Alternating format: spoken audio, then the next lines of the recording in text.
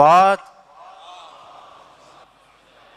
محمد وعلی بار دیگر بآواز بلند صلوات اللہم صلی علی محمد وعلی محمد.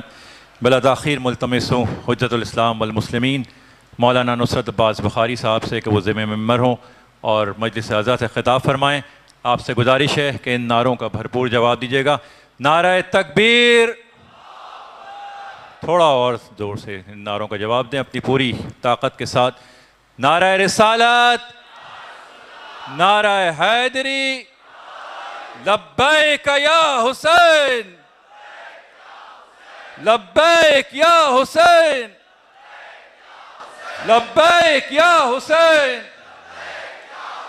بر محمد و آل محمد صلوات. اللہ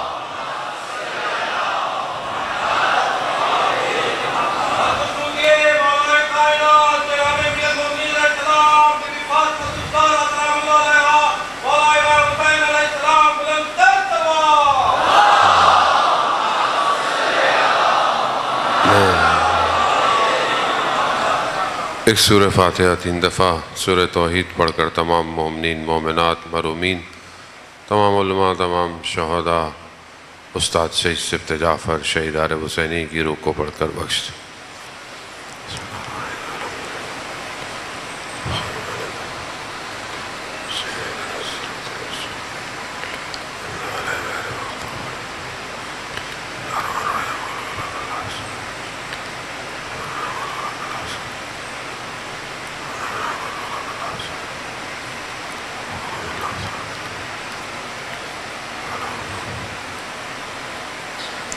امام زمانہ کی سلامتی کے لیے ایک دفعہ صلوات بھیج دیں.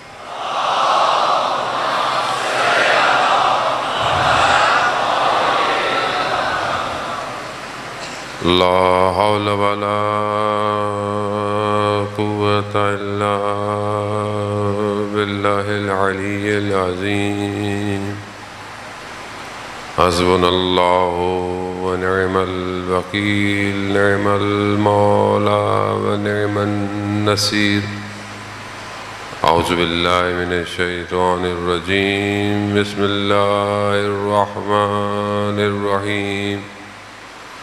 الحمد للہ الذی یؤمن الخائفین وَيُنَجِّ الصَّالِحِينَ وَيَضَعُ الْمُسْتَكْبِرِينَ وَيُهْلِكُ مُلُوكَهُمْ وَيَسْتَخْلِفُ آخَرِينَ.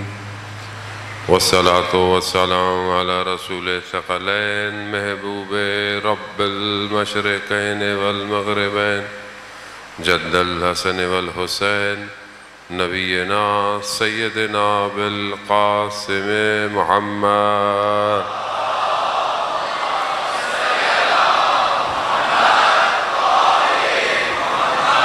وعلى آلہ الطیبین الطاہرین المعصومین لا سیما بقیت اللہ فی الارضین. روحی وارواحنا لتراب مقدم الفدا ولعنت اللہ علی اعدائہم اجمعین. بسم اللہ الرحمن الرحیم. رب اشرح لی صدری ویسر لی امری واحلل عقدۃ من لسانی یفقہوا قولی. اما بعد فقد قال اللہ تبارک و تعالی فی کتاب الحکیم والقرآن المجید وما خلقت الجن والانس الا لیعبدون. صلوات بھیج دے محمد بات.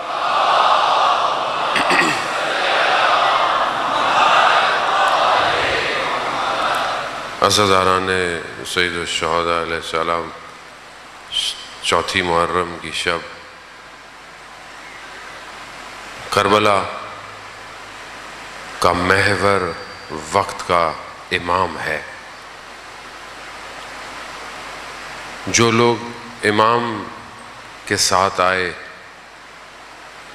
انہیں ظاہری نہ دولت چاہیے تھی نہ شہرت چاہیے تھی، اور ظاہری طور پر وہ یہ بھی جانتے تھے کہ وہ مار دیے جائیں گے، باقی نہیں رہیں گے، مگر اس کے باوجود وہ اپنے وقت کے امام کی نصرت کی بقا کے لیے اپنے آپ کو قربان کرتے رہے۔ خوب کربلا یہی بتاتی ہے کہ تمہاری ذاتی کامیابی کوئی کامیابی نہیں ہے، اصل کامیابی امام کا ساتھ دینا ہے۔ دنیا اسی دو حصوں میں تقسیم ہوئی ہے۔ جب سے دنیا بنی ہے دو ہی چیزیں ہیں، یا کامیابی ہے یا ناکامی ہے۔ کامیابی کی ڈیفینیشن، سکسیس کی ڈیفینیشن ایک دنیا کرتی ہے، دنیا کے مختلف علوم کرتے ہیں، اور ہر پروفیشن میں کامیابی الگ ہے۔ بچہ بڑھتا ہے کلاس میں، اس کی کامیابی کیا ہے؟ ہو سکتا ہے اس کی کامیابی یہ ہو کہ میں بس اسکول جاؤں، کھیلوں اور بس خوشی سے واپس آ جاؤں، یہ اس کی کامیابی۔ لیکن ماں باپ اسی بچے کو دیکھتے ہیں، اس کی کامیابی ماں باپ کے نزدیک کیا ہے؟ کہ یہ اپنی کلاس میں اچھے نمبروں سے پاس ہو جائے۔ ایک ہی جگہ دو کامیابیاں۔ اب یہ بچہ بڑھتا چلا جاتا ہے، بڑھتا چلا جاتا ہے، ماں باپ اس کو الگ طریقے سے دیکھنا چاہتے ہیں، وہ کامیاب ہو جائے، وہ اپنے طریقے سے کامیابیاں دیکھ رہا ہے۔ پھر جب پروفیشنل لائف میں آتا ہے، دنیا کارپوریٹ، ملٹی نیشنل، اب یہ اس کو کامیابی سکھاتی ہیں۔ کامیابی کیا ہے؟ اب یہ کوئی کسی کو اچھی ڈیزگنیشن، کسی کو اچھے پرکس چاہیے، کسی کو اچھا پوسٹ چاہیے، خوب کسی کی کامیابی ہے۔ خوب ہر شخص معاشرے میں اپنے حساب سے کامیابی کی اپنی ڈیفینیشن کو پورا کرنا چاہتا ہے۔ اصل کامیابی اپنے آپ کو خدا کے حوالے کرنا ہے۔ جو اپنے آپ کو خدا کے حوالے کر دے، اب خدا اس کو جس پوزیشن میں رکھے، جہاں رکھے، وہ کامیاب ہے۔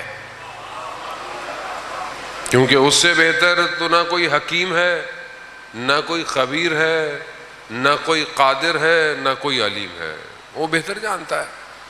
اب آپ ایک کسی کمپنی میں جاب لیں، اب آپ بولے مجھے یہ والی پوسٹ چاہیے، HR ڈپارٹمنٹ بولے کہ آپ جو ہیں وہ اس پوسٹ میں اچھے نہیں ہوں گے، آپ فلانی پوسٹ لیں۔ بولے نہیں مجھے تو یہی چاہیے۔ بولے نہیں، آپ کی جو ایکسپیرینس ہے، آپ کی جو نالج ہے، اور جو ہم آپ کو دیکھ پائے ہیں، آپ فلانی پوسٹ میں کامیاب ہو جائیں گے، مگر نہیں، ہمیں تو یہی پوسٹ چاہیے۔ ہوتا ہے نا بعض اوقات ہم اس کی بارگاہ میں بھی ایسی ضد کر رہے ہیں، وہ ہمیں کوئی اور کامیابی دینا چاہ رہا ہے، ہم مانگے کچھ اور مانگ رہے ہیں، خدا یہ دے دے، خدا وہ دے دے۔ خدا کہہ رہا ہے کہ اس میں کامیابی نہیں ہے جو تم مانگ رہے ہو۔ کامیابی جو ہے بل تؤثرون الحیات الدنیا والآخرۃ خیر وابقیٰ، آخرت میں بقا ہے، آخرت میں خیر ہے۔ تم یہاں کیا مانگ رہے ہو؟ چھوٹے بچے کی طرح ٹافیاں مانگ رہے ہو؟ میں تمہیں بہشت دینا چاہتا ہوں، میں تمہیں رضا دینا چاہتا ہوں، اپنی رضا تمہیں دینا چاہتا ہوں، مگر تم جو ہے وہ یہاں پر چھوٹی چھوٹی چیزوں کے پیچھے ہو۔ عزیزان محترم، خوب انسان کیسے ان چیزوں کو سمجھے۔ اسی کے لیے اللہ نے 1,24,000 کو بھیجا، اور اس کے بعد اپنے اولیاء ائمہ علیہ السلام کو، اور ائمہ نے ہر دور میں آ کر امت کو کامیابی کی طرف گامزن کرنے کی کوشش کی۔ کربلا میں ایک طبقہ کہہ رہا ہے کہ ہم ان کو مار دیں تو ہم جیت جائیں گے، دوسری طرف طبقہ جو ہے وہ کہہ رہا ہے ہم مر جائیں تو جیت جائیں گے۔ بالکل اپوزٹ ہے نا، وہ کہہ رہے ہیں ہم ماریں گے تو جیتیں گے، وہ کہہ رہے ہیں ہم مریں گے تو جیتیں گے۔ خوب اب جیت کس کی ہے؟ جیت کا معیار اس پورے سینیریو میں کیا ہے؟ اب آپ بتائیں۔ کربلا چھوٹی بات تو نہیں ہے، کربلا ان بشریت کی بقا، لا الہ الا اللہ کی بقا، دین کی بقا۔ جو آیا ہے وہ وارث آدم، وارث نوح، وارث موسیٰ، وارث عیسیٰ ہے۔ خوب یہ جو آیا ہے خوب یہ بتائے گا کہ کامیابی کیا ہے۔ کامیابی مر جانا یا زندہ رہنے میں نہیں، کامیابی اپنے آپ کو امام پر قربان کرنا ہے۔ مر جاؤ تو بھی کامیاب ہو، بچ جاؤ مگر امام کے ساتھ ہو، مگر خوب جو بچ گئے ادھر، جو امام کے ساتھ اسیر ہو گئے، اسیر ہو کے جو گئے، بچے تھے، خواتین تھیں، مائیں تھیں، بیٹیاں تھیں، وہ تو اس طرح نہیں کٹ گئیں جس طرح، لیکن اسیر ہو گئے، لیکن کیونکہ امام کے ساتھ تھے اسی لیے کامیاب ہو گئے۔ عزیزان محترم، خوب ہم اپنی زندگی میں یہ جو بھاگ دوڑ کر رہے ہیں، اس میں امام کہاں ہے؟ یا امام کی طرف جا رہا ہوں کہ نہیں جا رہا؟ وہ فیصلہ آپ کے پاس ہے، شب و روز آپ کے پاس ہے، سب کچھ آپ کے اختیار میں ہے۔ آپ خود ڈیسائیڈ کریں کہ دنیا جو آج مجھے کامیابی کی طرف دعوت دے رہی ہے، اچھی بات ہے، آپ ایجوکیشن حاصل کریں، آپ پڑھائی کریں، آپ بزنس کریں، آپ کچھ بھی کریں، آپ جو آپ کو اللہ نے دیا ہے، آپ اپنے آپ کو بہتر تعلیم حاصل کریں، کوالٹیز لیں، ہنر حاصل کریں، سب کریں، لیکن یہ جو سب آپ کر رہے ہیں، یہ سب آپ کو کہاں لے کے جا رہا ہے؟ کہاں لے کے جا رہا ہے؟ آپ کی ہر روز صبح آپ کو امام کے قریب کر رہی ہے یا امام سے دور کر رہی ہے؟ آپ کا کام آپ کو امام کے قریب کر رہا ہے یا امام سے دور کر رہا ہے؟ آپ کے دوست آپ کو امام کے قریب کر رہے ہیں یا امام سے دور کر رہے ہیں؟ وہی فیصلہ آپ کو کرنا ہے۔ ہر کوئی آپ کی انگلی تو پکڑ کے آپ کو چلا نہیں سکتا، اور امام سب کا ہے، نہ سنی کا ہے نہ شیعہ کا ہے۔ عزیزان محترم، کیونکہ بغیر امام کے یہ کائنات اپنے کمال پر نہیں پہنچ سکتی، یہ پروفڈ ہے، اس کے بغیر نہیں پہنچ سکتی، اس کا اختتام ممکن نہیں ہے جب تک آخری ظہور نہیں فرمائیں گے، ممکن نہیں ہے۔ اب چاہے کوئی بھی فرقے سے تعلق رکھتا ہو، کسی مذہب سے تعلق رکھتا ہو، اب بہت تیزی سے وقت آ گیا ہے کہ ہم اپنے آپ کو اپنے امام کے لیے تیار کریں، آمادہ کریں۔ سارے گفتگویں، ساری بحثیں، سارے علم کسی کام کے نہیں اگر ہم امام کی طرف نہیں جا رہے، کسی کام کے نہیں۔ آپ کیسے کرتے ہیں؟ مثال کے طور پر کربلا میں امام موجود ہے اور آپ بیٹھے ہوئے کوفہ میں علمی گفتگویں کر رہے ہیں، بھائی واہ واہ واہ، بھائی واہ واہ واہ، بھائی امام کربلا پہنچ گئے، آپ کربلا آئیے۔ آپ بولے نہیں ہم تو یہاں علمی بحثیں کر رہے ہیں۔ علمی بحث کا کیا کریں گے؟ امام کو آپ کے وجود کی ضرورت ہے۔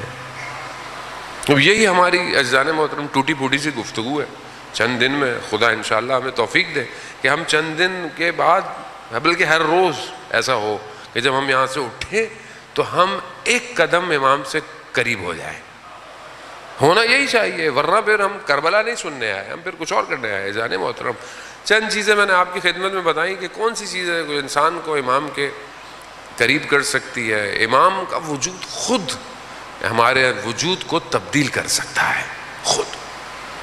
حضرت موسیٰ کا آپ نے واقعہ سنا ہوگا، جب حضرت موسیٰ نے کہا نا کہ کوئی ایسا کوئی اور بھی ہے جس کو میرے سے زیادہ آتا ہے، تو خدا نے کہا ہاں ایک ہے، اس کے پاس جاؤ، اسے سیکھو جا کے۔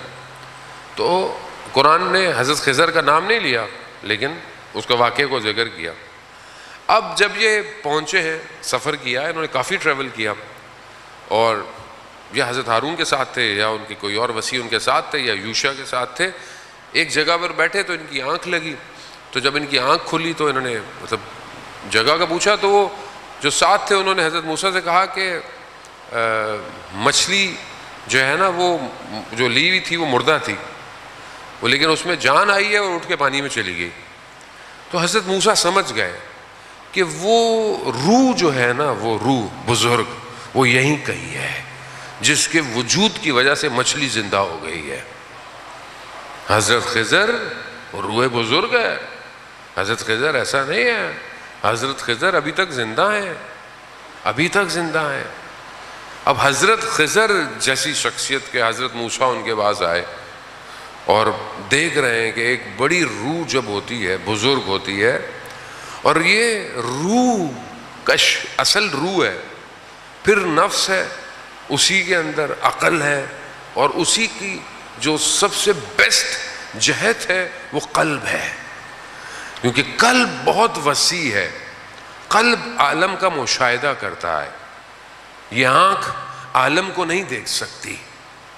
حضرت ابراہیم علیہ السلام نے جو خدا سے کہا کہ پروردگار مجھے زمین اور آسمان کا ملکوت دکھا، یعنی جو حقیقت ہے وہ مجھے دکھا۔ ایسا نہیں تھا کہ ان کو خدا پہ یقین نہیں تھا، نہیں تھا، وہ کہا مجھے میں دیکھنا چاہتا ہوں، دکھا تو اللہ نے دکھایا، وہ حقیقت کو دکھایا، ہر چیز کو کھول کر دکھایا۔ اسے یہ آنکھ نہیں دیکھ سکتی، اسے قلب کی آنکھ دیکھ سکتی ہے، اور جب قلب متوجہ ہو جائے تو وہ ان بڑی روحوں کو محسوس کرتے ہیں۔ کیوں؟ کیونکہ وہ اپنی باطن کی آنکھ سے انہیں دیکھ رہے ہوتے ہیں۔ جتنے لوگوں کی امام سے ملاقاتیں ہیں ان کی روحیں بہت بزرگ ہیں، کیونکہ کم ظرف آدمی امام کو نہیں دیکھ سکتا۔ آپ جانتے ہیں جو امام کے 4 نواب تھے، ان میں سے ایک نواب اور ان کے بھائی جو تھے وہ زیادہ سینئر تھے ہمارے لفظوں میں، لیکن ان کو امام نے اپنا نائب نہیں بنایا۔ کیوں نہیں بنایا؟ دوسرے کو بنایا۔ تو ان سے پوچھا کہ آپ کو کیوں نہیں بنایا، آپ کے بھائی کو کیوں بنایا؟ کہا کہ اگر ان کی ابا کے اندر بھی امام ہوگا تو لوگ کاٹ دیں گے مگر وہ نہیں بتائیں گے کہ امام کہاں ہے۔ اہل بیت کی پہلی شرط یہی ہے مومن کے لیے، ان کے رازوں کو راز رکھا جائے، پہلی چیز۔ اور امام بہت خوش ہوتے ہیں۔ امام نے پوچھا، امام جعفر صادق علیہ الصلوۃ والسلام، اللہم صلی علی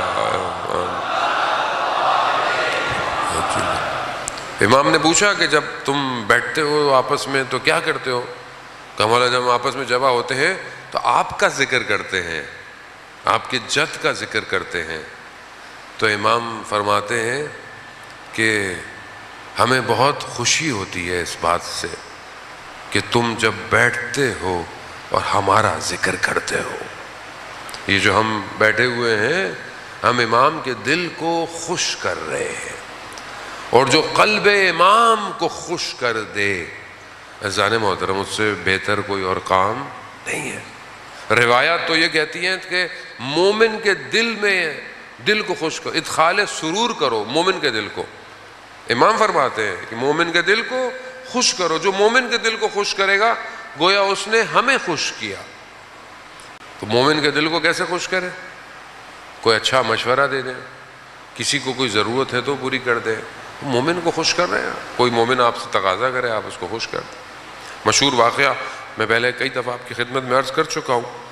شخص چھٹے امام کی خدمت میں گیا، اہواز کا رہنے والا تھا، کہا مولا وہاں کا جو گورنر ہے وہ آپ کا جاننے والا ہے، آپ کا چاہنے والا ہے، مشکل ہے، میری اس سال آمدنی نہیں ہوئی، لیکن وہ مجھ سے مالیات ٹیکس میں دے دیتا اگر میرے پاس پیسے ہوتے، میری آمدنی نہیں ہوئی، اگر آپ لطف کریں تو اسے کچھ کہہ دیں کہ وہ مجھے معاف کر دے۔ امام نے بسم اللہ خط لکھا کہ یہ تمہارے پاس آئے گا، اس کو خوش کر دینا، بس امام نے اتنا لکھا، لیٹر لے کے چلا گیا۔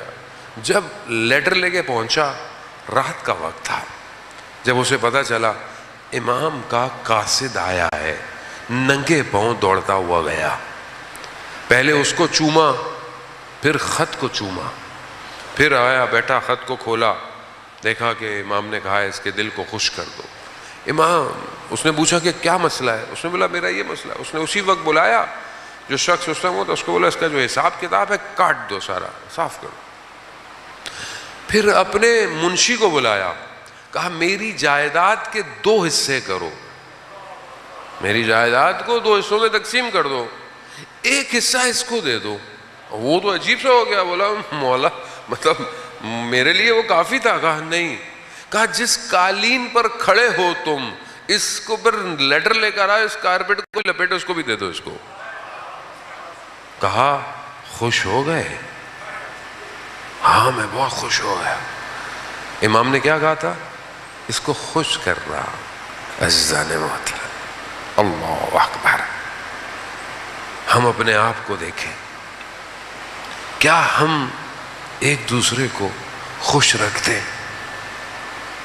ہم ایک دوسرے کو خوش کرتے ہیں؟ ویسے ہی ضروری نہیں ہے کہ کوئی آپ سے کچھ مانگے، نہ، ویسے زندگی میں آپ کے آس پاس آپ کے بہن بھائی، دوست، رشتہ دار، ہمسائے، کولیگ، رستے میں جا رہے ہیں، کوئی رکشے والا، کبھی ٹیکسی والا، کبھی کسی کو خوش کیا آپ نے؟ خوش. ادخال سرور روایات کہتی ہے خوش کرو. کیسے امام کے قریب ہوں گے؟ کم از کم وہ کام کریں جو امام پسند کرتے ہیں. پہلی چیز کیا؟ خوش کریں لوگوں کو. سب سے پہلے اپنے والدین کو خوش کریں. عزیزان محترم، جائیں یہاں سے جانے کے بعد والدین کے ہاتھوں کو چوما کریں، ماں کے ہاتھ کو بوسہ لیں. ماں کس مشکل سے آپ کو بڑھاتی ہے. کبھی ماں کو خوش کیا؟ آپ کو پتا ہے کہ ماں باپ کے چہرے کو محبت بھری نگاہ سے دیکھنا عبادت ہے. عبادت. کبھی زندگی میں کی میں نے یہ عبادت؟ محبت بھری نگاہ سے نہیں. اور ایک شخص جسے مرنے کے بعد مرنے کا تجربہ، کوما میں چلا گیا، لائف آفٹر ڈیتھ، عالم برزخ اس نے دیکھا. مر گیا، کوما میں چلا گیا، دیکھا اس نے ایک ٹنل ہے، اس کے اندر سے جا رہا ہے. کہہ رہا ہے میرے پیچھے کوئی جانور نہیں تھے، لیکن ایک آواز تھی، ماں ماں ماں. اچانک سے مجھے اس ٹنل سے باہر نکالا اور مجھے جو ہے وہ میری زندگی بچپن سے دکھائی گئی، صرف ایک کیمرے سے. آپ کو پتا ہے آپ کی زندگی 360 کیمرہ ہے. آپ اس کے بعد اس کے ساتھ، اس کے ساتھ، اس کے ساتھ، اس کے بارے میں، اس کے، انسان کی زندگی ہر روز ایسی ہے. 360 ڈگری پہ انسان کی زندگی ریکارڈ ہو رہی ہے. ریکارڈ. ایسا نہیں ہے کہ اللہ کا کیمرہ سامنے سے دیکھ رہا ہے، نہیں ہے، ہر طرف سے دیکھ رہا ہے. 3D ڈائمنشن میں آپ پورا. کہا میری زندگی میں صرف ایک جہت، ایک کیمرہ دکھایا گیا بچپن سے، بڑا ہوتا گیا ہوتا گیا ہوتا گیا ہوتا گیا. اور یہ بچہ جوان، با ادب جوان تھا، برا نہیں تھا، لیکن اس کو صرف ایک احساس دلایا کہ تم نے کبھی زندگی میں محبت بھری نگاہ سے اپنی ماں کو نہیں دیکھا، کبھی نہیں دیکھا.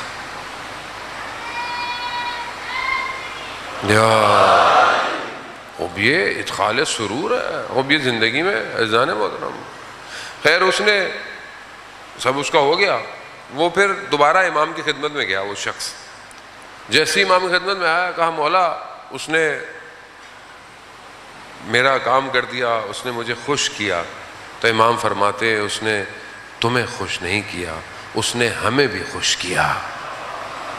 خوب عزیزان محترم، خوب امام دیکھیں ایک چیز انسان کے وجود میں تحول ایجاد کر دیتی.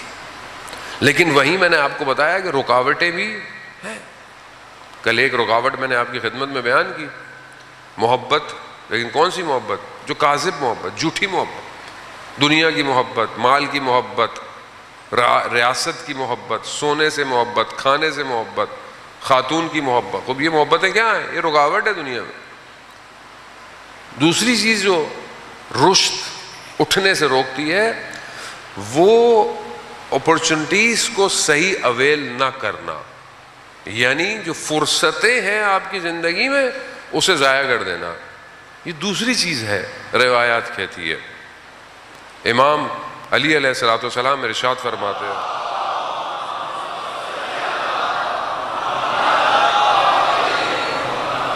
امام ارشاد فرماتے ہیں کہ تمہاری زندگی کی فرصتیں بادلوں کی طرح ہیں. جیسے بادل تمہارے سر سے گزر جاتا ہے، تمہاری زندگی کی فرصتیں بھی گزر جائیں گی. اللہ اکبر، یا رسول اللہ، یا علی، یا اللہم صلی محمد.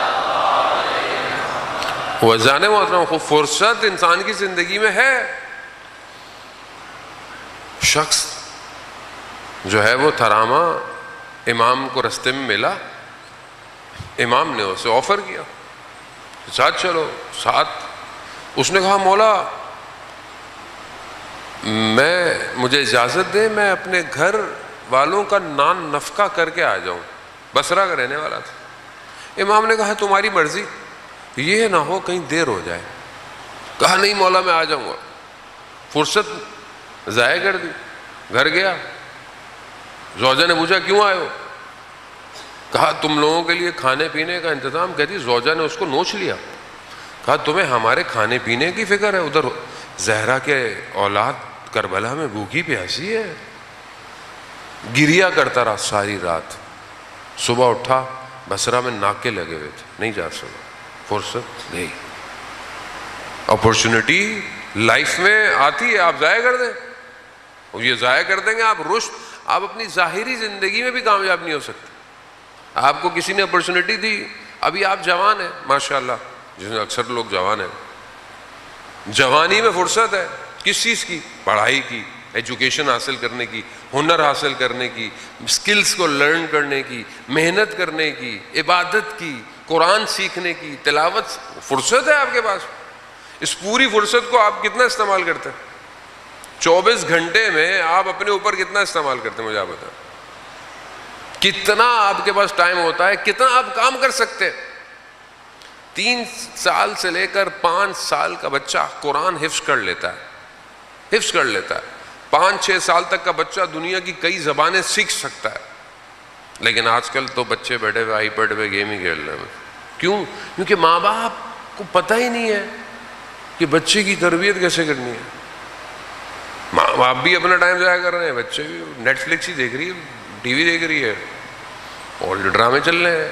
50 قسطیں 100 قسطیں یہی چل رہا ہے. پوری قوم اس کے ساتھ چل رہی ہے.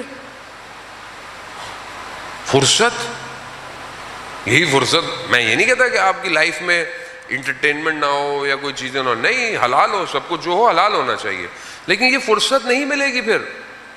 یہ جو ابھی فرصت ہے، یہ جو برین میں سکلز ہے، یہ جو اپرچونٹی ہے، آپ بہت اچھے میتھس پڑھ سکتے ہیں، آپ انجینئر بن سکتے ہیں، آپ سورس کوڈنگ سیکھ سکتے ہیں، آپ آرٹیفیشل انٹیلیجنس ڈیولپر بن سکتے ہیں، آپ بہت کچھ کر سکتے ہیں. سب کے برین ایک جیسے ہیں. کسی کو بعض اوقات بہت سے لوگوں کو دیکھیں زندگی میں موقع ہی نہیں ملتا، اپرچونٹی نہیں ملتی ہے. آپ کے پاس بہت ساروں کے پاس اپرچونٹی ہے. آج کل تو ہر چیز فری ہے، آج کل تو پیسے بھی نہیں لگ رہے. یوٹیوب پہ آپ دنیا جان کی چیز سیکھنا چاہیں سیکھ لیں، مگر آپ سیکھیں تو صحیح. یوٹیوب پہ آپ کیا نہیں سیکھ سکتے، کیا چیز نہیں ہے. لیکن ہمارے پاس ٹائم ہی نہیں ہے مولانا صاحب. ہم سے زیادہ مصروف آدمی کوئی نہیں ہے دنیا میں.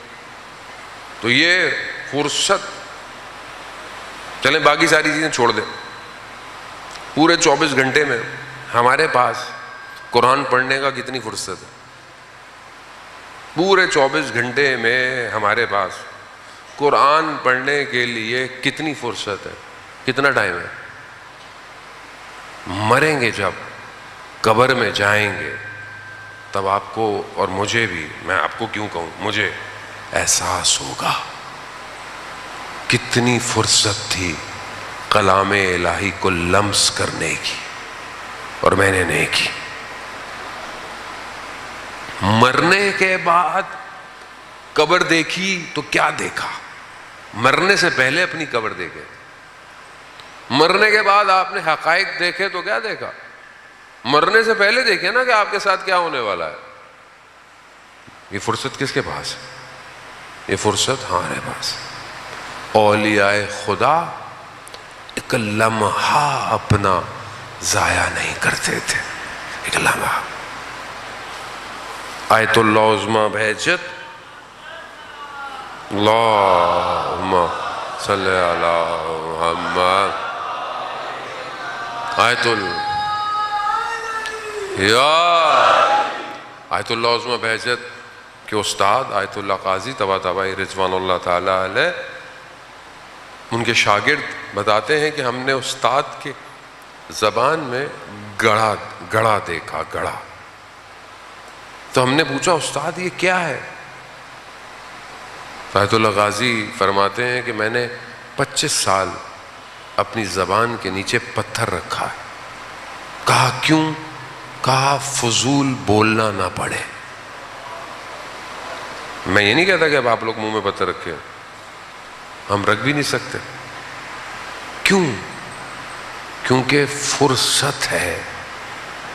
جو حکمت کے دروازے سکوت میں کھلتے ہیں وہ شور میں نہیں کھلتے. خمی فرصت ہے، تفکر فرصت ہے. اس لیے تو حدیث ہے نا کہ عابد کی جو ہے وہ پتہ نہیں کتنی 70 سال کی عبادت اور ایک لمحے کا تفکر یا 1 گھنٹے کا تفکر اس کی عبادت سے افضل ہے. عابد کیسا عابد؟ ایک عابد بنی اسرائیل کا عبادت، بہترین عبادت. تو ملائکہ نے کہا پروردگار تیرا اتنا بہترین بندہ ہے، عبادت ہی کرتا رہتا ہے، عبادت، اس کو کچھ دے. تو کہا کہ میں اس کو کیا دوں؟ کہا جاؤ خود ہی جا کے پوچھ لو، خود ہی جا کے پوچھ لو. یہ صرف سجدے کر رہا ہے، اسے بصیرت نہیں ہے، یہ بس عبادت کر رہا ہے.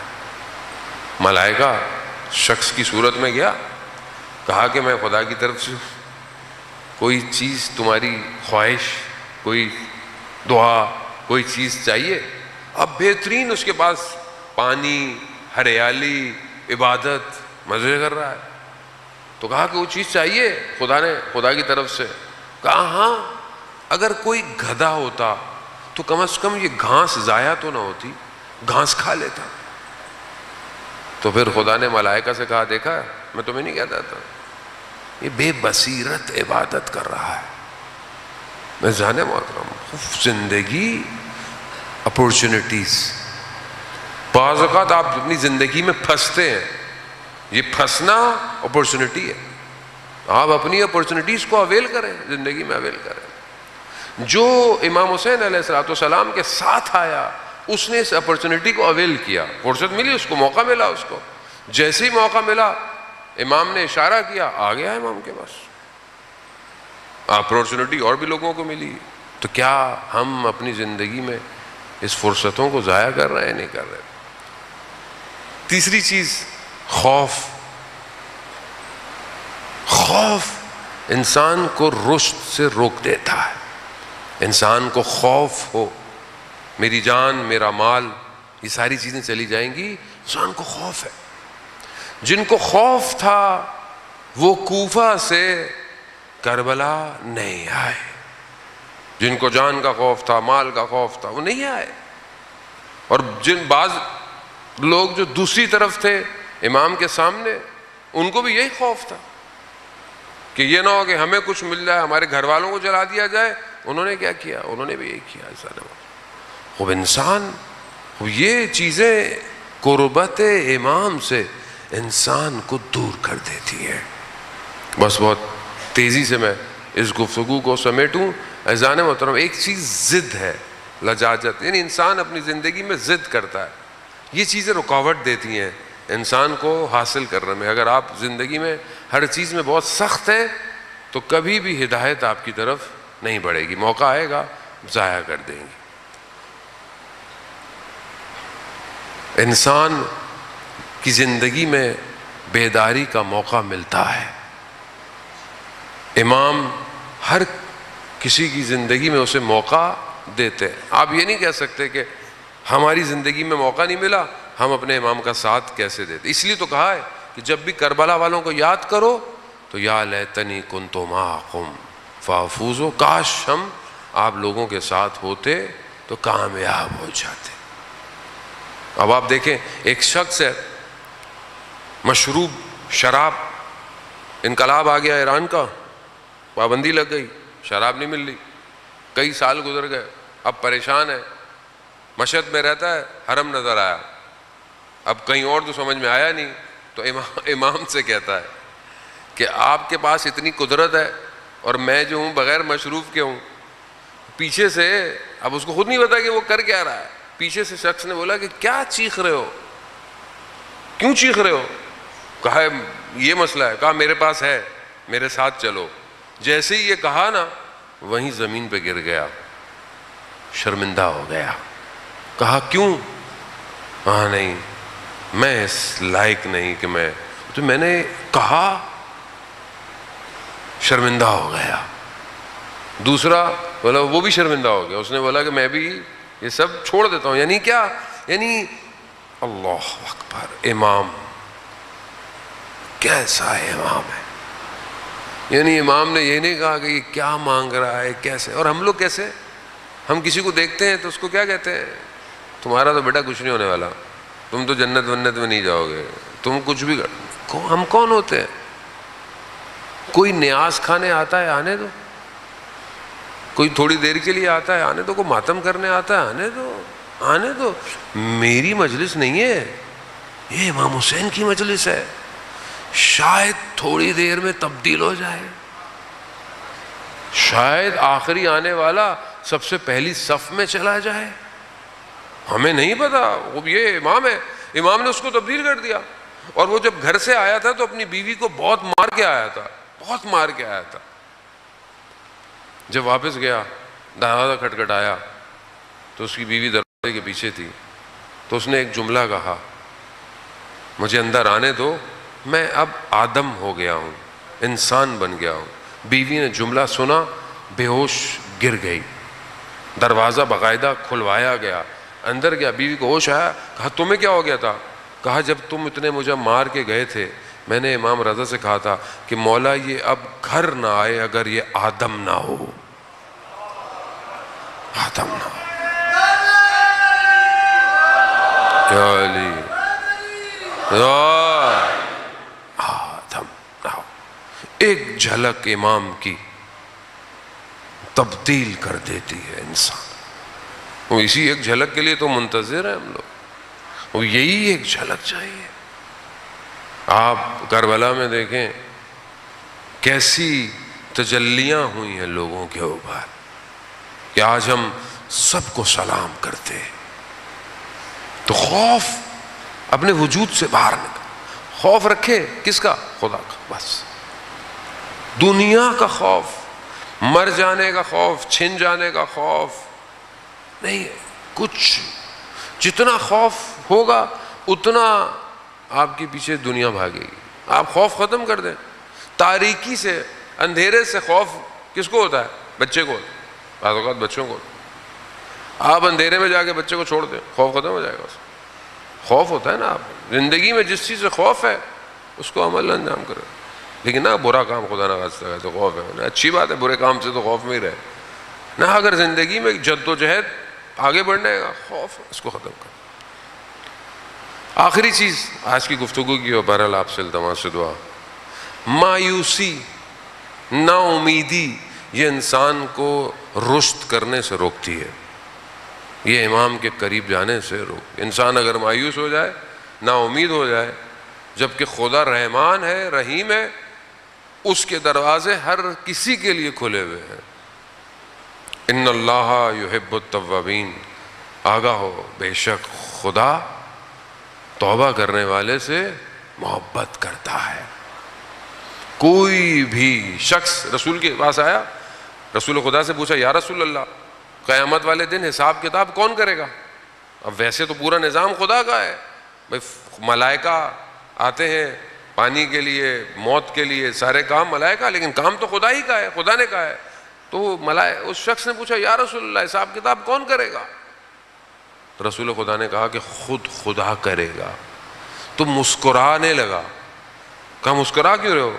کہا وہ تو رحمان ہے, وہ امید. اب اس امید کا مطلب نہیں ہے کہ میں غلط کام کروں, نہیں, شرمندہ ہو اگر غلط کام کرو. ہمیشہ یاد رکھیں جو تنہائی میں گناہ کرتا ہے اس کو دیکھنے والا خود جج ہے جو اس دن فیصلہ کرے گا, کوئی اور نہیں. مالک یوم الدین دیکھ رہا ہے۔ عزیزان محترم، کربلا میں بھی ایک شخص نے اسی طرح اپنے حساب سے غلطی کی۔ کارواں کربلا پہنچ چکا ہے نا، رستے میں مقامات آئے، ایک جگہ پر پانی تھا، امام نے کہا پانی بھر لو، جتنا پانی بھر سکتے ہو بھرو۔ دشمن کا ظاہری لشکر امام کے سامنے آیا، پیاسا تھا، پانی نہیں تھا، ہزاروں کی تعداد تھی۔ امام نے کہا پانی پلاؤ، نہ صرف ان کو، ان کے جانوروں کو بھی پانی پلاؤ۔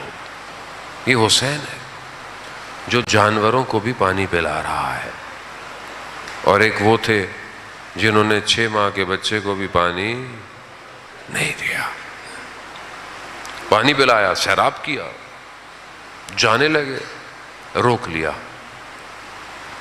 ہم دیکھیں خدا کیسا رحمان ہے، امام ہادی ہے، تجلی کرتا ہے۔ حر نے سواری پکڑی، کیا کہا؟ امام نے کیا کہا؟ کہا حر تیری ماں تیری عزا میں بیٹھے۔ یہ جملہ حر کے دل کو جا کے بیدار کر گیا۔ حر نے اس کے جواب میں کیا کہا؟ کیا کہا؟ کہا مولا اگر کوئی اور شخص ہوتا تو میں اسے بھی یہی کہتا، مگر آپ کی ماں کا احترام بہت زیادہ ہے، بس ایک احترام، بقا۔ آپ کے سامنے حضرت حر کا مقام۔ آیت اللہ حائری جزدی جنہوں نے حوض علمیہ کم بنایا، وہ کہتے ہیں میں حضرت حر سے توسل کر کے میں نے کم کا حوضہ بنایا ہے۔ یعنی ایک شخص، آپ کو پتا ہے کم کا حوضہ کتنا بڑا؟ 110 ملکوں کے طالب علم پڑھتے ہیں، الگ الگ زبانوں میں پوری دنیا میں جاتے ہیں، نور اہل بیت کا پھیل رہا ہے۔ ایک شخص جو آخر میں آیا، سب سے پہلے گیا، اس کا وجود کتنا پربرکت ہوا ہے، کتنا اس کے وجود سے نور نکل رہا ہے، بس ایک احترام کی وجہ سے۔ مولا میں آپ کی ماں کا نام نہیں لے سکتا، اللہ اکبر، بس یہ کہنا تھا۔ شب عاشور، حر ٹہل رہا ہے۔ پوچھنے والے نے پوچھا حر کیا ہوا؟ میں تو تمہیں کوفہ کا سب سے شجاع شخص سمجھتا تھا۔ کہا قرار یہ نہیں تھا کہ جنگ ہو، یہ قرار نہیں تھا۔ کہا پھر؟ بس جنت اور جہنم کے درمیان میں دیکھ رہا ہوں۔ ملا قلی حسین ہمدانی فرماتے ہیں کہ جو سورہ انا انزلنا کی تفسیر ہے نا، کہ وما ادراک ما لیلۃ القدر، لیلۃ القدر کیا ہے؟ تو وہ کہتے ہیں کہ جو چھٹے امام نے فرمایا کہ لیلۃ القدر حضرت فاطمہ ہے، یعنی وہ رات جو 1000 مہینوں کی راتوں سے افضل، یعنی جو ایک رات کو آپ عمل کریں گے وہ 1000 مہینوں کی راتوں سے آپ کو تیزی سے باہر لے جائے گا۔ تو وہ کہتے ہیں کہ اگر اس کی تفسیر دیکھنی ہے نا تو کربلا میں دیکھو، وہ شخص جس نے امام کی سواری کو روکا اسے بی بی نے حر علیہ السلام بنا دیا۔ ایک شب خدا کرے اذان محترم ہم بھی اپنے امام کے کاروان میں شامل ہو جائیں۔ مولا ہم نے تو آپ کی سواری نہیں روکی ہے، ہم خطا کار نہیں، ہم گناہ گار نہیں۔ حر آئے، ہاتھوں میں رسیاں، آنکھوں میں پٹیاں بندھی ہوئی، اپنے بیٹے کے ساتھ، اپنے بھائی کے ساتھ پہنچے ہیں، آنے لگے۔ امام نے خود حضرت علی اکبر کو بھیجا، جاؤ حر کو لے کر آؤ۔ اللہ اکبر، امام کتنا مہربان ہے، امام کتنا رحیم ہے، امام کتنا کرم کر رہا ہے۔ آؤ، حر آئے، پاؤں میں پڑ گئے، معافی مانگنے لگے، مولا مجھے معاف کر دے، مجھ سے غلطی ہوئی۔ کہا نہیں حر، مہمان ہو، کھڑے ہو۔ حر نے کہا مولا مجھے اجازت دیں، جانے دیں۔ امام نے حر کو روکا نہیں۔ آپ خود سوچیں، حسین کتنا بڑا بادشاہ ہے۔ عام آدمی کے پاس بھی مہمان آتا ہے تو وہ تھوڑی دیر بٹھاتا ہے، لیکن یہاں مہمان آیا اور امام کہہ رہے ہیں چلے جاؤ۔ امام اس کو بٹھائیں تو کیسے بٹھائیں؟ مہمان جب آتا ہے کم از کم پانی تو پلایا جاتا ہے، پانی نہیں ہے حسین کے پاس۔ ہاں حر، ہاں جاؤ جاؤ۔ حر آئے، آخر میں حر سب سے پہلے چلے گئے۔ کیا قسمت ہے، کیا قسمت ہے انسان محترم۔ ہم بھی اپنے امام زمانہ کے پاس اپنے ہاتھوں کو باندھیں، اپنے آنکھوں پہ پٹیاں باندھیں، مولا خطا کار ہے، گناہ گار ہے، مولا ہمیں بھی قبول کر لیں آپ کو، آپ کے جد کا واسطہ۔ ایک حر کا انتظار ہے امام کو بس۔ عزیزان محترم، ہمیں نہیں پتا اس مجلس میں سے کون ایک حر ہو، ہمیں نہیں۔ حر بس چند جملے۔ عزیزان محترم، حر جانے لگے، جاتے ہوئے اجازت دی، مولا اجازت دیں میں اہل حرم سے معافی مانگ لوں۔ ہاں، اور اہل حرم کے خیموں کے پاس گئے، خاک کربلا اپنے سر پہ ڈالی، اپنے ہاتھوں کو جوڑا اور کہا اے علی کی شہزادیو، قیامت میں اپنی ماں سے میری شکایت مت کیجیے گا، شکایت مت۔ اور جانتا ہے نا غلطی ہو گئی ہے، روکا نہ روکا ہوتا تو نہ یہ حال ہوتا۔ اپنی ماں سے میری شکایت مت کیجیے گا۔ اللہ اکبر، اللہ، کتنی کریم ماں ہے حسین کی، یہ آپ کو آخر میں پتا چلے گا۔ ہاں عزاداران محترم، حر کا بیٹا پہلے گیا، حر کا بیٹا پہلے گیا، شہید ہوا، گرا۔ حر اپنے بیٹے کے جنازے پہ پہنچا، ادھر امام حسین پہلے پہنچ گئے۔ جملہ سنیں گے، رونے کے لیے یہ کافی ہے، ایک جملہ۔ کیا کہا امام حسین نے حر سے؟ کیا کہا؟ اللہ اکبر، خدا کسی جوان کا غم نہ دکھائے۔ حر جوان بیٹے کے لاشے پہ باپ نہیں آتا۔ اللہ اکبر، میں کہوں گا حر اگر زندہ رہتے تو دیکھتے جوان بیٹے کے لاشے پر حسین کیسے آتا ہے۔ اللہ اکبر، عزاداران محترم، وہ ابھی مصائب کی بڑی شبیں پڑی ہیں۔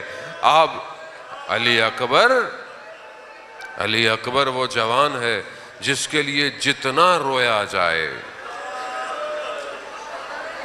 اللہ اکبر، شخص، بس چند جملے، بس ایک واقعہ حرم میں امام حسین کا یاد آیا۔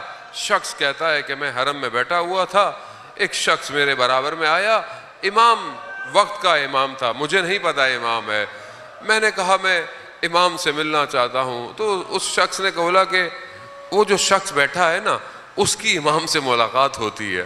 میں اس کے پاس چلا گیا، میں نے اس سے پوچھا تمہاری امام سے ملاقات ہوتی ہے؟ کہتے ہیں ہاں، حرم میں امام مجھے کبھی کبھی ملتے ہیں۔ کہا کیا کہتے ہیں؟